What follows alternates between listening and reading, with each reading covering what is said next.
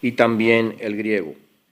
Pero gloria y honra y paz a todo el que hace lo bueno, al judío primeramente y también al griego, porque no hay acepción de personas para con Dios. Pues hasta aquí esta lectura, que va a ser la base. Vamos a ver si funciona. Ahí está. Pero primeramente esto tiene que ir para atrás, la introducción. Ahí estamos. Muy bien, pues el apóstol Pablo, como vimos el domingo pasado, ha mostrado clara y convincentemente que el hombre, en referencia al hombre gentil, incrédulo, está perdido y sin excusa delante de Dios. Ahora, en esta primera parte del capítulo 2, va a mostrar también que el hombre moral, el que es capaz de examinar qué es lo bueno y qué es lo malo, o el moralista, está igualmente perdido y sin excusa. Y luego más adelante en este capítulo, pero será otro tema, y también en el 3, igualmente mostrará que el religioso judío está perdido y sin excusa.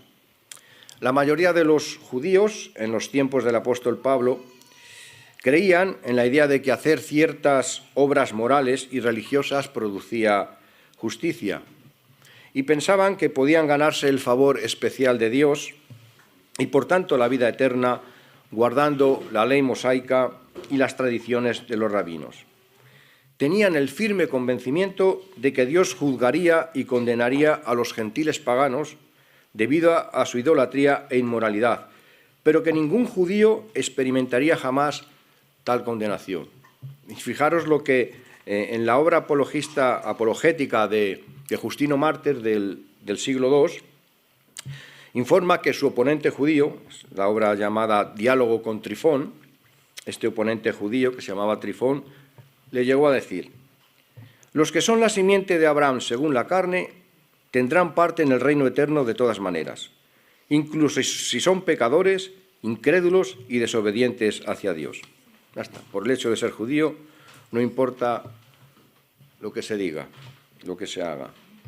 Por eso, en una ocasión, también el Señor Jesús tuvo que decir: no todo el que me dice Señor, Señor, entrará en el reino de los cielos, sino aquel que hace la voluntad de mi Padre que está en los cielos. Pues vamos a ver que en estos 11 versículos el apóstol Pablo, podríamos decir que examina que el juicio de Dios es justo, primeramente en base a su justicia.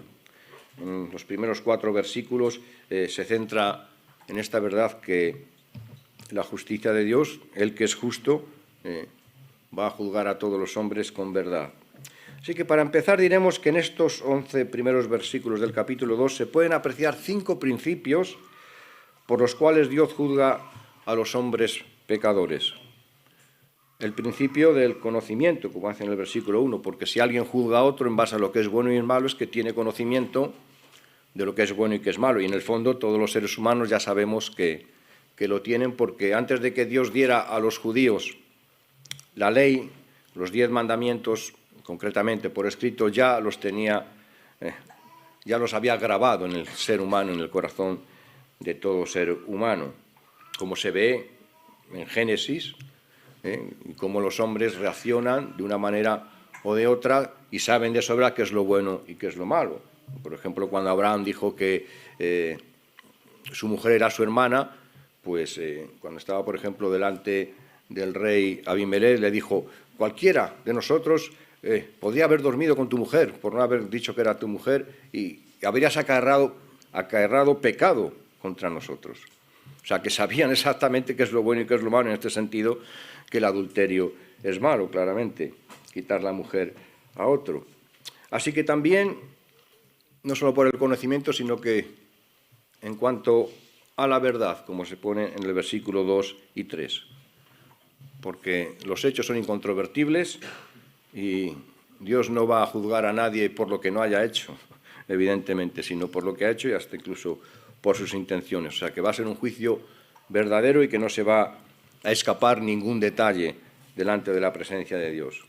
También va a juzgar en base a la culpa, La culpa tanto porque el hombre sabe qué es lo bueno, como porque en los versículos 4 y 5, además, encima, desprecian la misericordia de Dios.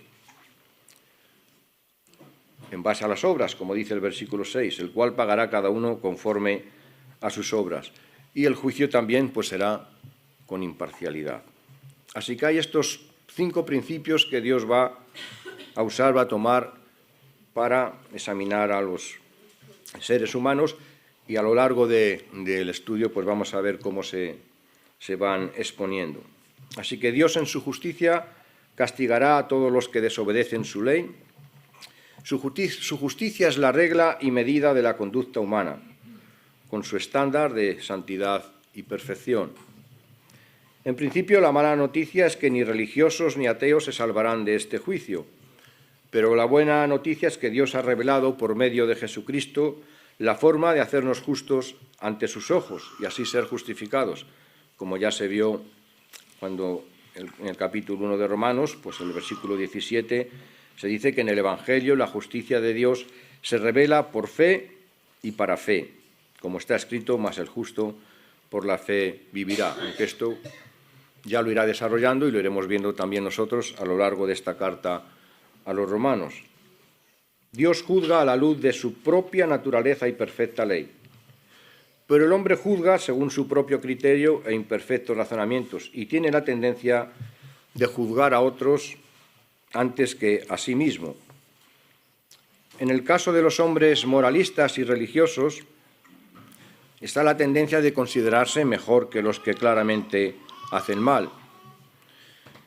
Pero aunque en sus vidas no sean tan evidentes algunos pecados, son igualmente transgresores de la ley de Dios y por tanto culpables. Y esto es lo que desarrolla aquí el apóstol Pablo y luego más adelante. La maldad, sin importar las formas como se exprese, sigue siendo maldad.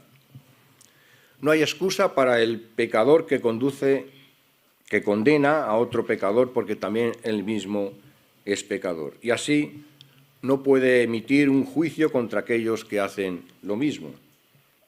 Su juicio ha quedado invalidado por no tener la autoridad moral para condenar el mal. El ser alguien reprensible por la ley de Dios te deja sin excusa alguna para condenar con la misma ley a otra persona igual de pecadora que tú. Fijaos cómo ya tiene que recordar incluso Santiago en su carta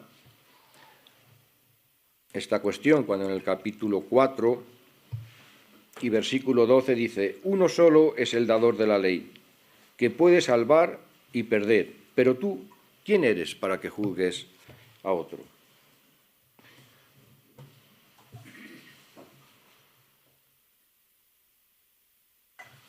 Solo Jesucristo, Dios hecho hombre, tiene la autoridad y dignidad como hombre que nunca pecó de juzgar al mundo entero.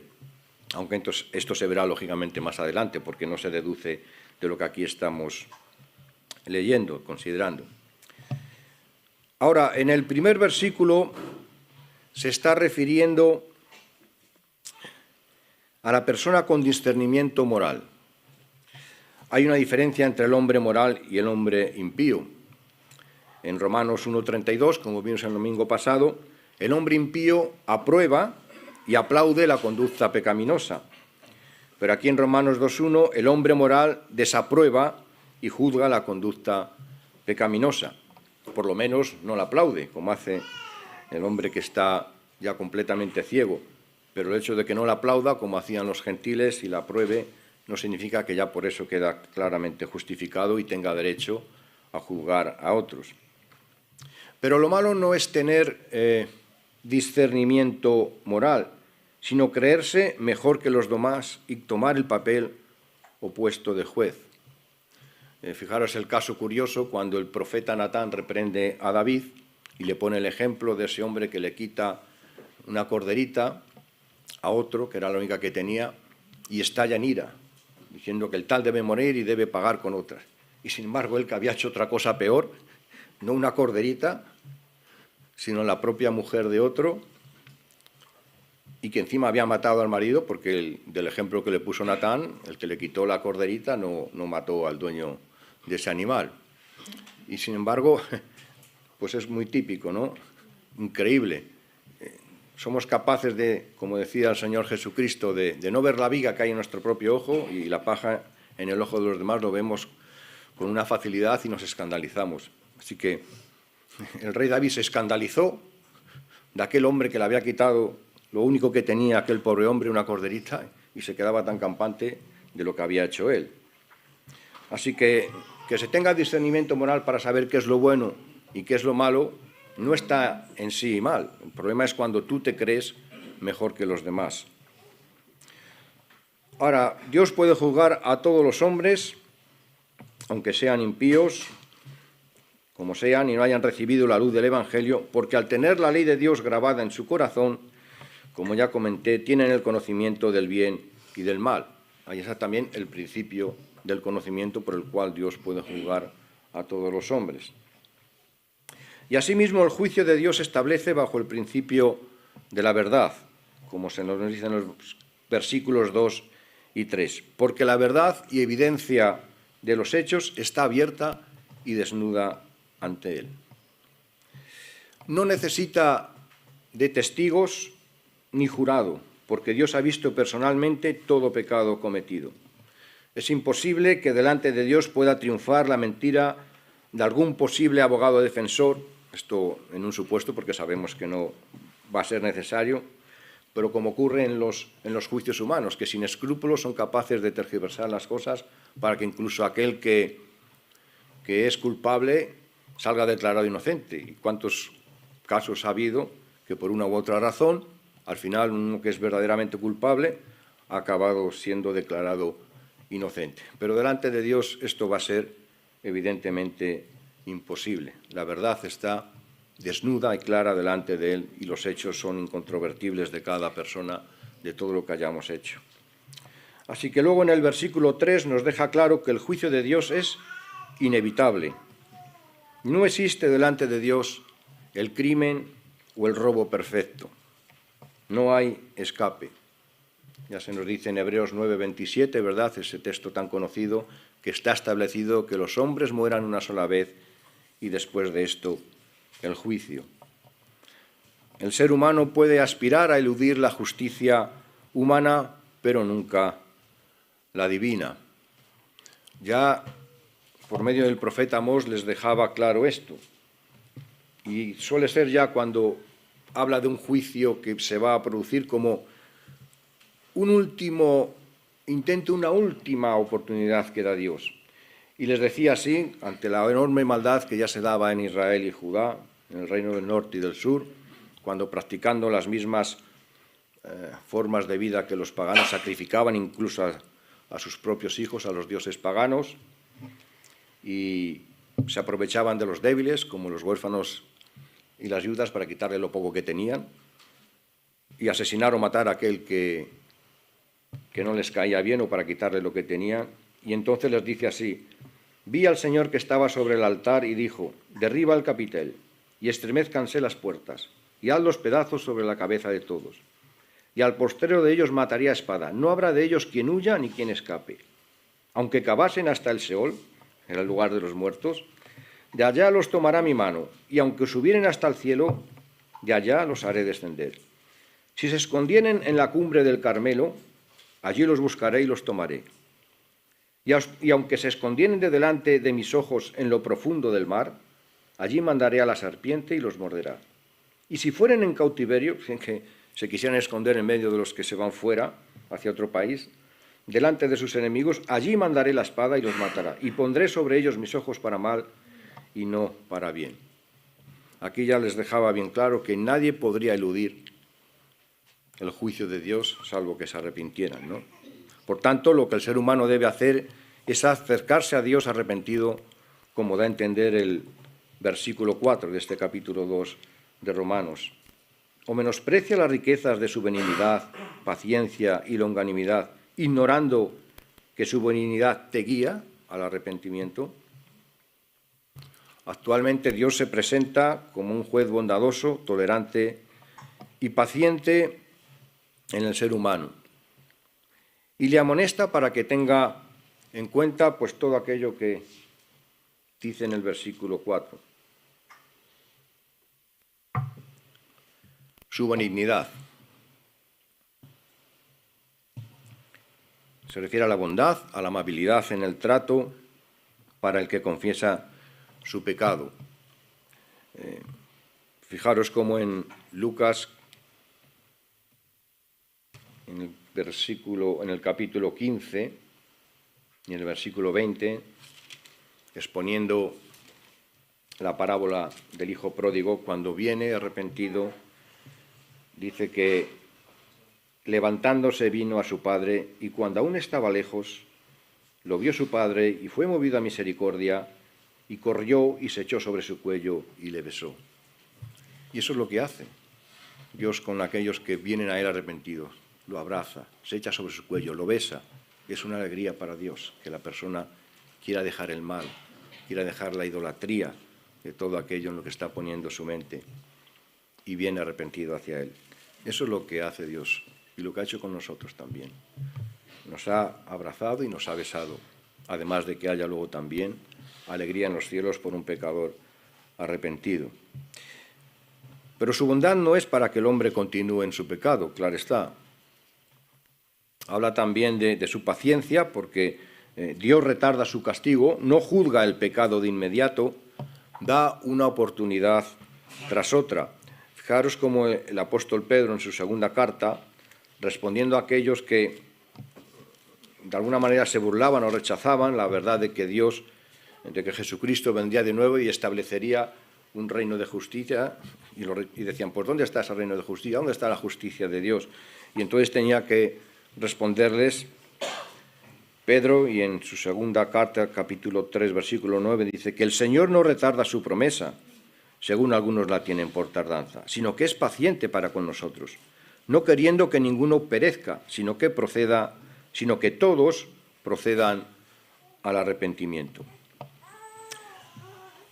Dios deja claro entonces que el propósito de su bondad no es disculpar el pecado, sino estimular el arrepentimiento. Y es obvio que Dios no llama a nadie a juzgar el pecado, porque de eso ya se encarga Él, sino que llama a cada uno a que abandone su propio pecado.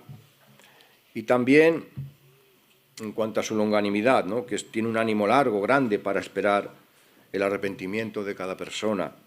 Es lento para la ira y grande en misericordia y verdad, como ya en Éxodo 34 y versículo 6 delante de Moisés proclamaba. Y esta longanimidad incluye, pues en sí misma, la benignidad y la paciencia. Los hombres deben apresurarse a venir a Dios en busca de su misericordia, porque quien rechace su misericordia, aprovechándose insensatamente de ella para seguir haciendo el mal, se encontrará entonces con el juicio de Dios para condenación. Así pues, observamos en este versículo 4 de capítulo 2 de Romanos, y juntamente con el 5, el principio de la culpa, por el cual también juzgará Dios. Aunque más exactamente podríamos decir de la doble culpa, tanto la de la práctica del pecado como la del rechazo de la misericordia de Dios en Cristo. Pero finalmente conviene matizar que en este contexto de Romanos 2, del 1 al 4, se está refiriendo a un juicio de condenación por parte del hombre. Pero no hemos de confundirnos y pensar que no se puede ejercer disciplina en la Iglesia ni denunciar el pecado. Recordemos cómo el apóstol Pablo denunciaba el pecado para que se procediera al arrepentimiento y la disciplina, y así evitar el endurecimiento espiritual del hermano pecador. Por ejemplo, en 1 Corintios 1:11 les habla de que ha sido informado acerca de vosotros, hermanos míos, por los de Cloé, que hay entre vosotros contiendas. Entonces denuncia esas contiendas, no debe haber disputas y contiendas entre los hermanos, por las cuestiones que aquí habla, de que si uno era de Pablo, de Apolos, de Pedro. Pero luego también en el capítulo 5, me he hecho muy claro, leo 1 Corintios 5, del 1 al 5, de cierto se oye que hay entre vosotros fornicación, y tal fornicación cual ni aun se nombra entre los gentiles, tanto que alguno tiene la mujer de su padre, y vosotros estáis envanecidos.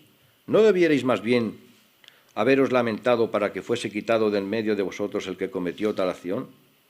Ciertamente yo, como ausente en cuerpo, pero presente en espíritu, ya como presente he juzgado al que tal cosa ha hecho. en el nombre de nuestro Señor Jesucristo, reunidos vosotros y mi espíritu, con el poder de nuestro Señor Jesucristo, el tal se ha entregado a Satanás para la destrucción de la carne, a fin de que el espíritu sea salvo en el día del Señor. Así que lo que el Señor nos pide es evitar el juicio sin misericordia, buscando condenar. Porque mientras caminamos por este mundo, pues la denuncia del pecado ha de tener el objetivo, dentro de la Iglesia, de la restauración, así como evitar la contaminación espiritual de la Iglesia para que pueda ser siempre sal y luz en el mundo. Así que conviene que tengamos este discernimiento. Denunciar el pecado para la restauración, eso Dios lo ve bien, como hacía el apóstol Pablo. Otra cosa es estar cuchicheando y denunciando y decir que éste se merece tal o cual cosa cuando ha cometido tal o cual acción pecaminosa. Eso es lo que Dios rechaza, porque el que tiene que juzgar en su tiempo y de la forma que tiene que ser, eso le corresponde, como sabemos de sobra, solamente a Dios, y lo que aquí el apóstol Pablo quiere dejar bien claro también. Así que Dios juzga en base a su justicia, pero también en base a su equidad, como a partir del versículo 5 empieza a exponer.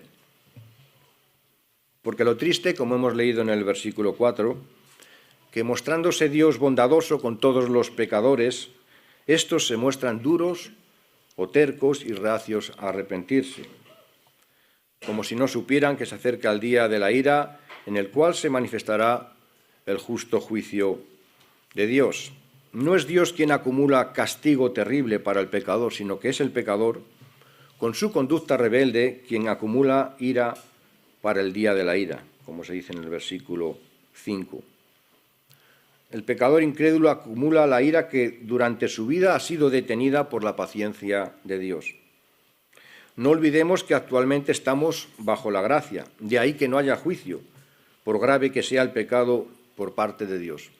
Y a veces esto a nosotros también nos confunde, nos desconcierta, pero ¿cómo es posible que ese asesino que ha puesto una bomba y ha matado a mujeres embarazadas y niños y que se quede sin juicio ya y que parece que no le pase nada, como si Dios pasara? No. Estamos bajo la gracia, y bajo la gracia no es el tiempo del juicio.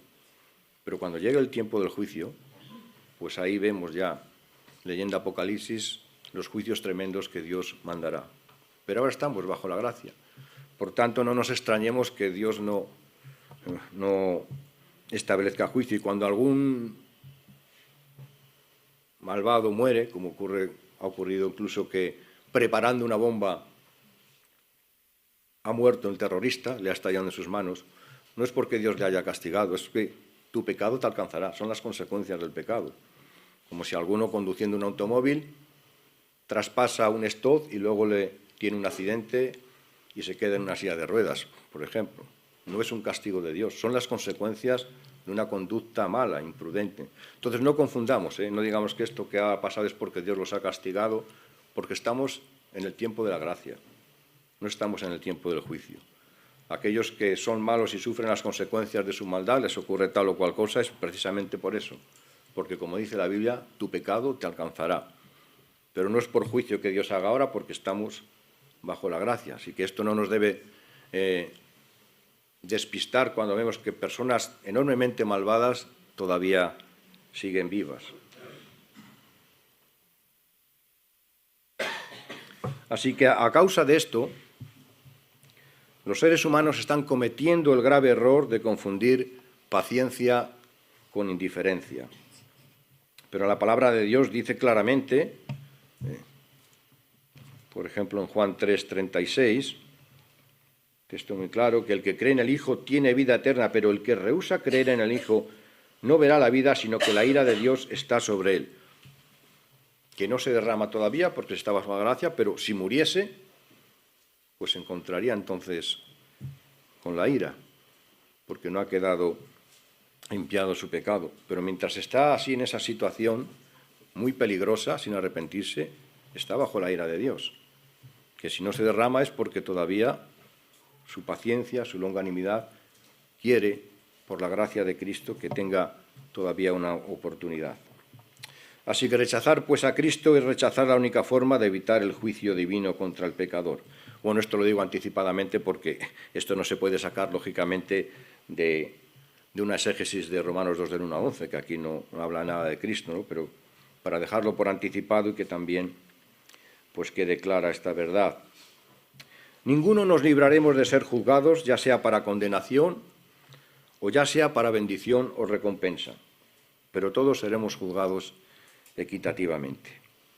Ahora, de acuerdo al versículo 7, todos los que en su vida estuvieron buscando gloria, honor e inmortalidad de parte de Dios tendrán vida eterna por la gracia de Dios. Más adelante en esta carta, pues el apóstol Pablo da a entender que son aquellos que encuentran a Cristo precisamente los que son capaces de perseverar en bien hacer y buscar gloria y honra e inmortalidad, impulsados por el Espíritu Santo. Por el contrario, el peor veredicto que una persona puede escuchar es aquel que condena a tener aflicción y angustia eterna, como se nos dice en el versículo 9. Tribulación y angustia sobre todo ser humano que hace lo malo, el judío primeramente y también el griego. Todos los que en su vida se negaron a obedecer la verdad de Dios y se entregaron a toda forma de maldad, siempre al margen de la justicia y del amor de Dios, serán condenados al sufrimiento eterno. Pero ya antes, en el versículo 6, se deja claro que el juicio de Dios es perfectamente justo porque pagará a cada uno según sus obras. En Dios no hay arbitrariedad ni errores, pues además su juicio va precedido de un tiempo largo de misericordia, como estamos comentando, buscando siempre la salvación del ser humano y no su condenación. Queda pues condenado quien prefirió seguir haciendo el mal, despreciando la misericordia de Dios en su juicio, como se nos dice el versículo 4, o menosprecias las riquezas de su benignidad, paciencia y longanimidad, ignorando que su benignidad te guía al arrepentimiento.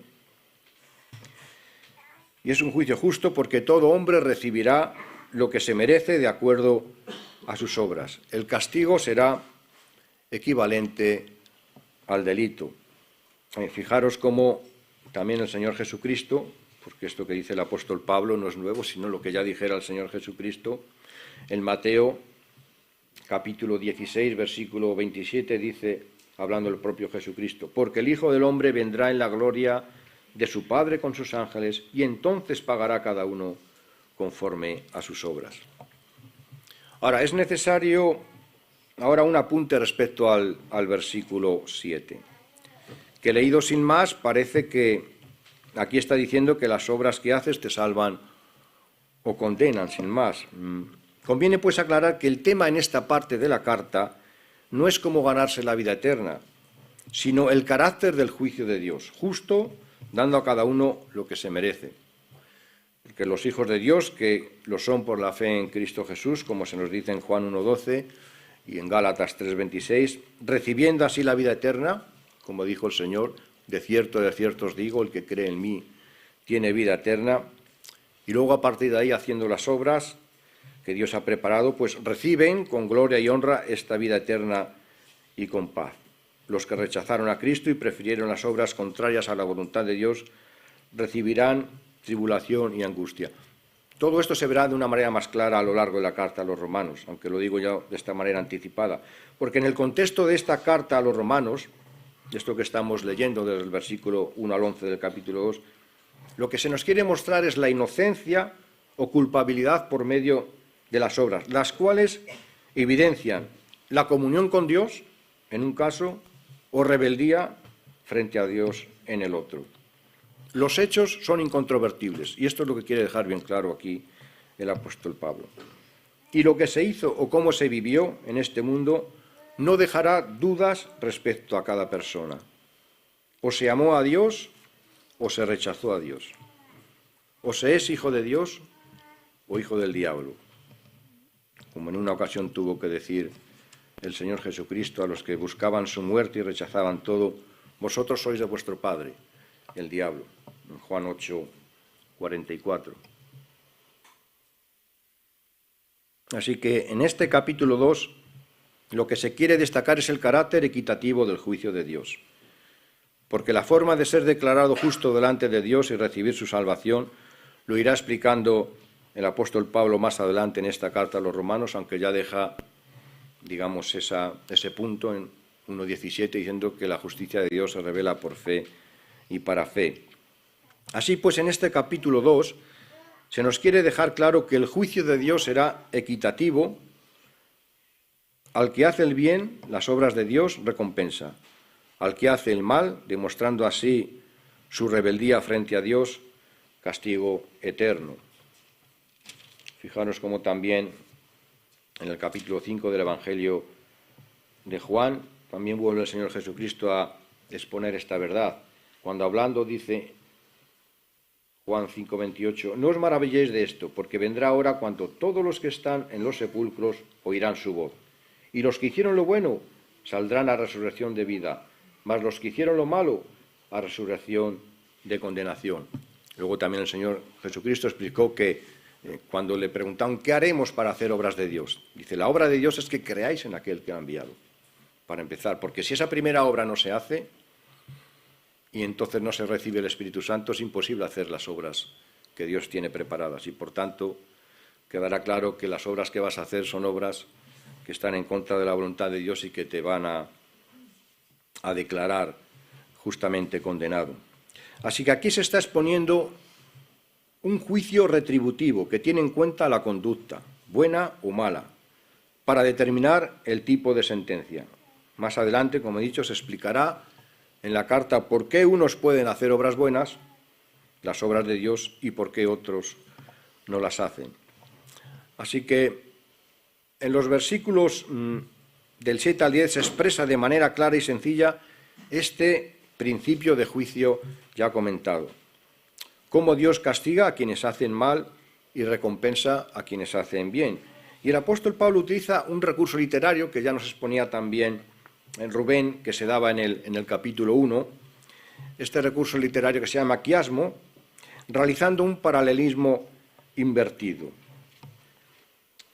que la frase última corresponde con la primera. Y lo establece de la siguiente forma. La primera línea, recompensa a los que hacen el bien, en el versículo 7. Luego en el versículo 8, castigo para los que hacen el mal. Incide en la misma idea en el versículo 9, pero en este caso con un detalle, castigo para los que hacen el mal, judío y griego. Y ahora vuelve a la misma idea del versículo 7, recompensa para los que hacen el bien. En este caso, judío y griego, como dijo antes.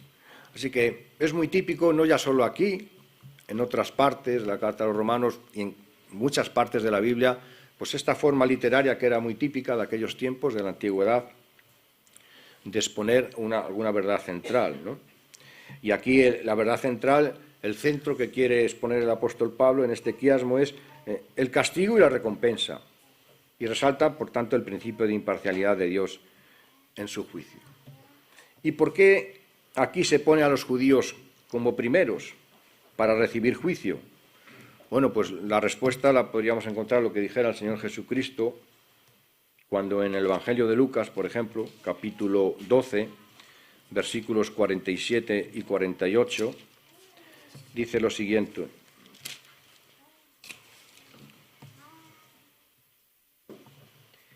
Aquel siervo que, conociendo la voluntad de su Señor, no se preparó ni hizo conforme a su voluntad, recibirá muchos azotes. Mas el que, sin conocerla, hizo cosas dignas de azotes, será azotado poco, porque a todo aquel a quien se haya dado mucho, mucho se le demandará, y al que mucho se le haya confiado, más se le pedirá. A los judíos, obviamente, se les había dado mucho. En la carta ya, en esta misma carta a los romanos, en el siguiente capítulo, cuando dice, ¿qué ventaja tiene pues el judío o de qué aprovecha la circuncisión? Mucho, en todas maneras. Primero, ciertamente que se les ha sido confiada la palabra de Dios, que no lo tenían otros pueblos, solamente lo tenían ellos en un principio. Así que habían recibido mucho. Luego también, todavía incide más cuando en esta misma carta a los Romanos, capítulo 9, desde el versículo 3 al 5, dice, porque deseara yo mismo ser anatema, separado de Cristo por amor a mis hermanos, los que son mis parientes según la carne, que son israelitas, de los cuales son la adopción, la gloria, el pacto, la promulgación de la ley, el culto y las promesas, de quienes son los patriarcas y de los cuales, según la carne, vino Cristo, el cual es Dios sobre todas las cosas, bendito por los siglos. Amén. Como si fuera poco todo ese privilegio que habían tenido, encima, el mismísimo Hijo de Dios vino al pueblo judío como estaba prometido. Así que quienes han recibido más, tienen más responsabilidad. Y esto el Señor lo dejó también claro. Si vamos al capítulo 11 de Mateo, y leemos desde los versículos del 20 al 24, cuando les dijo lo siguiente, que entonces comenzó a reconvenir a las ciudades en las cuales había hecho muchos de sus milagros, porque no se habían arrepentido, diciendo, «Ay de ti, Corazín, ay de ti, Betsaida, porque si en Tiro y en Sidón se hubieran hecho los milagros que han sido hechos en vosotras, tiempo ha que se hubieran arrepentido en cilicio y en ceniza. Por tanto os digo que en el día del juicio será más tolerable el castigo para Tiro y para Sidón que para vosotras. Y tú, Capernaum, que eres levantada hasta el cielo, hasta el Hades serás abatida. Porque si en Sodoma se hubieran hecho los milagros que han sido hechos en ti, habría permanecido hasta el día de hoy. Por tanto, os digo que en el día del juicio será más tolerable el castigo para la tierra de Sodoma que para ti». Así que este principio, también de que al que más se le da, más se le va a demandar, pues aquí queda también claro. Pues finalmente, en el versículo 11 de este texto que estamos tratando, pues se expone el principio de la imparcialidad, que también caracteriza el juicio de Dios, claro está. Así como ya hemos visto otros 4 anteriores, el del conocimiento, que se pone en el versículo 1, el de la verdad, versículos 2 y 3, el de la culpa, en los versículos 4 y 5, el de las obras, versículo 6, y ahora este de la imparcialidad, en el versículo 11. Dios mira el interior del ser humano y las obras que ha hecho. Aunque los hombres han elegido como representación de la justicia humana, como en la primera diapositiva, una mujer con una venda en los ojos y una balanza en sus manos, dicha justicia no cumple con esos propósitos en muchas ocasiones, esos propósitos de imparcialidad y equidad, porque los jueces humanos son imperfectos. Unas veces porque no tienen todas las pruebas y otras veces porque se dejan corromper. Pero a Dios, obviamente, no le hace falta ponerse una venda, pues su perfección moral impide ser condicionado por quien tenga delante. Todos nuestros hechos estarán, además, delante de su presencia. No le faltará prueba alguna para establecer un juicio perfecto y se manifestará así su amor a la justicia. Pues bien, esto es lo que quería compartir con vosotros. Si hay alguna duda, alguna pregunta, algún añadido que alguien quiera o matizar alguna cosa, pues todavía quedan unos minutos para que haya libertad para que cualquiera intervenga.